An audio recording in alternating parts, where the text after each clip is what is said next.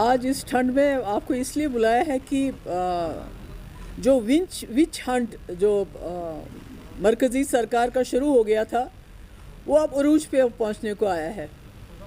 پچھلے 2 سال سے they have been looking around for my assets کہ کہاں مکان ہے, کہاں زمین ہے, کہاں کیا ہے.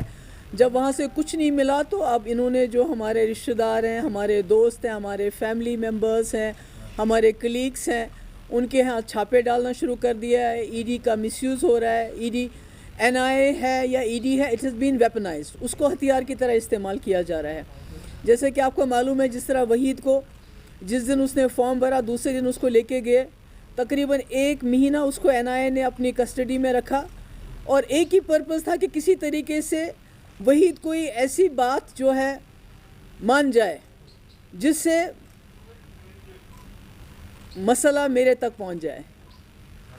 کیونکہ کرپشن کے کوئی چارجز نہیں ہے تو اس لیے ٹیرر کے ساتھ ان کو اٹیچ کر دو. تو اس کے بعد اس کو 1 مہینہ ٹارچر کرتے, he was deprived of sleep, اس کو سونے نہیں دیتے تھے. کو 200-250 لوگوں نے اس کی انٹروگیشن کی, صرف کہ آپ مان جاؤ. اگر آپ مان جاؤ گے تو آپ کو وٹنس بنا دیں گے اور باقی آپ کو چھوڑ دیں گے. اسی قسم کی باتیں چلتی رہی. تو اس کے بعد جو ہمارے رشتہ دار ہیں, ہمارے کلیگس ہیں, آج بھی آپ نے سنا ہوگا کہ ہمارے ہاں وہ الطاف کام کرتے تھے جو وہ اصل میں دہلی میں ریلویز میں کام کرتے ہیں. آج اس کے گھر میں چھاپا مارا, اس کو ای ڈی نے بلایا. دوسری انجم فاضلی جو ہماری ایک ایم ایل اے بھی تھی, she is also a friend of mine, اس کے گھر میں یہاں بھی چھاپا مارا اور دلی میں بھی چھاپا مارا. کل کوئی وجہ بتائے ہوئے 2 دن پہلے نعیم صاحب کو, سرتاج صاحب کو, منصور صاحب کو اور بشیر میر کو وہاں سے اٹھا کے لے گئے. اور اٹھا کے لے گئے میں اس لیے کہہ رہی ہوں کہ کوئی آرڈر نہیں تھا. There was no preventive detention order کہ جو ان کو دیا ہو ہاتھ میں, کوئی سمن نہیں, کوئی ایرسٹ وارنٹ نہیں. اٹھا کے لے جاتے ہیں اور کہیں رکھتے ہیں. اور اس کے بعد یہاں کچھ مجھے معلوم نہیں ہے کون ہے وہ پریس والا, میں اس کا نام نہیں لینا چاہتی ہوں, اس نے شروع کیا جی منی لانڈرنگ میں ان کی پوچھ تاچھ ہو رہی ہے. آج تک ان سے کوئی بات ہی نہیں کسی نے کی. ایک تو بجبیڑا تھانے میں ہے اور نعیم صاحب یہاں ایم ایل اے ہاسٹل میں, اور بشیر میر کو کہیں وہیں رکھا ہوا ہے. تو میں نے اس لیے بلایا کہ میں آپ سے کہنا چاہتی ہوں کہ مجھے کئی بار کنوے کیا گیا کہ آپ جو ہے اپنے فیوچر کے بارے میں سوچ لیجئے, جموں کشمیر کی فکر کرنا چھوڑ دیجئے آپ. چونکہ میں اس بات پہ آمادہ نہیں ہوئی, میں کوئی بہت بڑی ہستی نہیں ہوں, میں کچھ بہت بڑا جموں کشمیر میں کوئی بہت بڑا مسئلہ میرے ہاتھوں سے حل نہیں ہو سکتا ہے. مگر جو جموں کشمیر کے مظلوم لوگوں کی آواز ہے, جو جموں کشمیر کے لوگوں کا 370 کی وجہ سے جو یہاں لوگوں کو دن دہاڑے ایک ڈاکہ ڈالا گیا, اس کی آواز میں نے اٹھائی ہے اور آگے بھی اٹھاتے رہوں گی. تو میں آپ کے مادھیم سے, آپ کے ذریعے سے, جو انہوں نے این آئی اے ہو, ای ڈی ہو, سی بی آئی ہو, اس کو انہوں نے اپنے ہتھیار بنائے ہوئے ہیں. حالانکہ they are very serious agencies, they are suppose to investigate very serious charges. آپ امیجن نہیں کریں گے یہ لوگ اتنے گر گئے ہیں کہ مفتی صاحب کے مقبرے کو بھی ابھی آڈٹ کر رہے ہیں کہ وہاں جو مقبرہ بنا وہ پیسہ کہاں سے آیا. ایک انسان جس نے ان کے ساتھ ہاتھ ملایا, ایک بڑے مقصد کی خاطر ان پہ بھروسہ کیا, آج جب کہ وہ اس دنیا میں نہیں ہیں تو ان کے مقبرے, ان کے جو مقبرہ ہے وہاں پر اس پہ بھی آڈٹ چل رہا ہے کہ وہ جو ہمیں انفارمیشن مل رہی ہے. تو میں آپ کے مادھیم سے دلی میں جو سرکار بیٹھی ہے, جو لوگ بھی بیٹھے ہیں, یہ جو افراتفری پھیلا رہے ہیں, یہ جو ہمارے جو میرے بھائی کے دوست ہیں, اگر کسی سے لون لیا ہوا ہے, مطلب قرض لینا بھی ہمارے لیے اب کرپشن بن گیا, گناہ بن گیا ہے. میری کوئی پراپرٹی نہیں, میری بہن ہے, ڈاکٹر ہے, she is a very highly qualified doctor, اس کے ہسبینڈ بھی بہت بڑے ڈاکٹر ہیں, وہ ہزاروں ڈالر وہاں ٹیکس پے کرتے ہیں. اس نے یہاں زمین خریدی ہوئی ہے, اس کا مکان ہے, اس کی دلی میں بھی پراپرٹی ہے.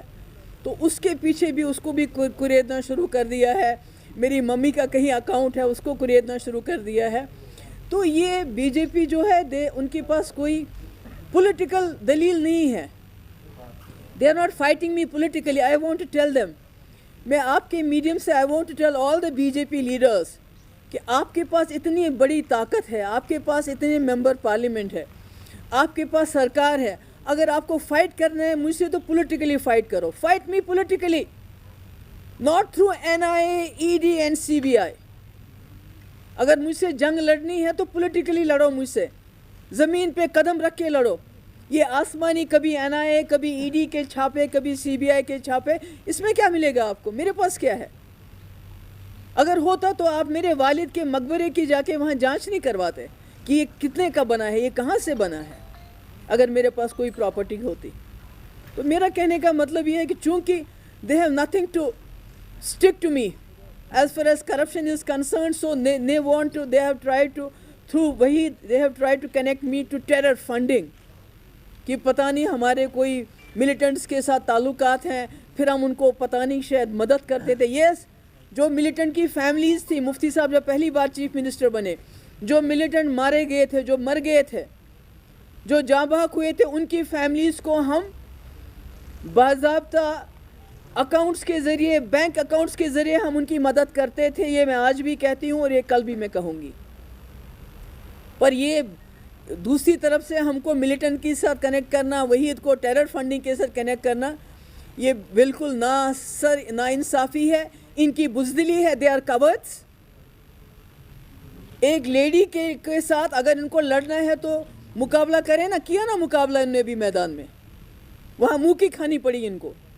ہم نے صرف 60 سیٹیں لڑی تھی، ہم نے تقریباً 30 سیٹیں ہم نے اس میں سے جیتی.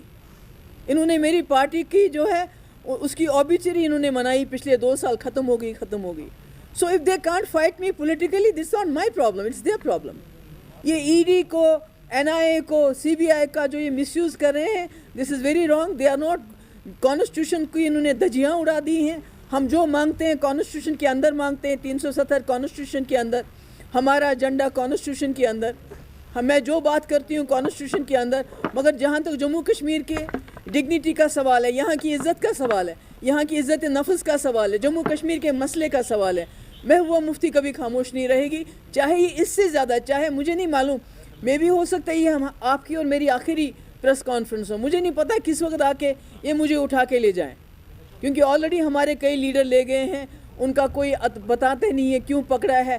DC صاحب سے آپ پوچھو، وہ بتاتے نہیں ہیں. سری نگر کے DC سے پوچھا، نعیم صاحب کی بیٹی نے، کچھ نہیں بتاتے ہیں. پولیس سے پوچھتے ہیں، کچھ نہیں بتاتے ہیں. کہتے ہیں جی آپ کو پریونٹیو ڈیٹینشن میں بند کیا ہے، بھائی آرڈر دو. وہ آرڈر نہیں دیتے ہیں. تو بالکل لالیسنس ہے. سو آئی ایم ٹیلنگ، میں گورنمنٹ آف انڈیا کو، BJP کی جماعتوں کو کہنا چاہتی ہوں کہ اگر آپ میں دم ہے تو میرے ساتھ پولیٹیکلی فائٹ کر لیجئے. اپنی یہ جو آپ نے بنائی ہیں، اپنی رکھیلے بنائی ہوئی آپ نے NIA کو، CBI کو، ED کو، جو آپ نے اپنی مسٹرس کی طرح آپ ان کو استعمال کرتے ہیں. ابھی دیکھیں ممتا بنرجی جو رجسٹ کرتا ہے، اسٹوڈنٹس رجسٹ کرتے ہیں، ان کو ٹکڑے ٹکڑے گینگ کہہ کے جیلوں میں ڈالا جاتا ہے. ایکٹیوسٹ NGOs کوئی کام کرتے ہیں، ان کو جیلوں میں ڈالا جاتا ہے. آپ کے اس وقت جو مسلمان نکلے CIA کے خلاف، ان کو پاکستانی کہہ کے رائٹس کروائے، ان کو جیل میں ڈالا. آج آپ کے کسان، ہمارے سردار بھائی، دوسرے بھائی وہاں بیٹھے ہیں، ان کو کہتے ہیں یہ خالستانی ہیں، ان کو ریٹس ڈال رہے ہیں. آپ نے سنا ہوگا کہ کئی یونینز کے ہاں ان نے ریٹس ڈالے، اور آج دن کو ہمارے کئی جو ہمارے کولیگس ہیں، جاننے والے، ان کے ہاں ریٹ ڈالے گئے ہیں. تو میں دوبارہ یہ دہرانا چاہتی ہوں، if you have to fight, اگر آپ میں جرت نہیں ہے کہ آپ ایک عورت کے ساتھ پولیٹیکلی فائٹ کر سکتے ہیں، تو مجھے لگتا ہے ان کو چوڑیاں پہن کے گھر میں بیٹھنا چاہیے. they have no business to be ruling this country.